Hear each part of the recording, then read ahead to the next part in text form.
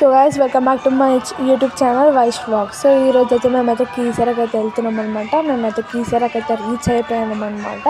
So కీసరకు వచ్చాక మేమైతే దర్శనం అయితే కంప్లీట్ అయిపోయింది. ఎందుకంటే అక్కడ మేము పార్క్ వెళ్ళి తిన్నాము అనమాట. కొంచెం తిని దర్శనం అయితే పూర్తి చేసుకున్నాము అండ్ కంప్లీట్ చేసుకున్నాము అండ్ స్టార్ట్ చేసేసాము. ఎందుకంటే కార్తీక మాసం కాబట్టి ఇది చేస్తారు కాబట్టి మా మమ్మీ వాళ్ళు అయితే మొత్తం చేసేస్తారు. సో మా మమ్మీ వాళ్ళు అయితే దీపాలు వెలిగించడం అయితే స్టార్ట్ చేసేసారనమాట.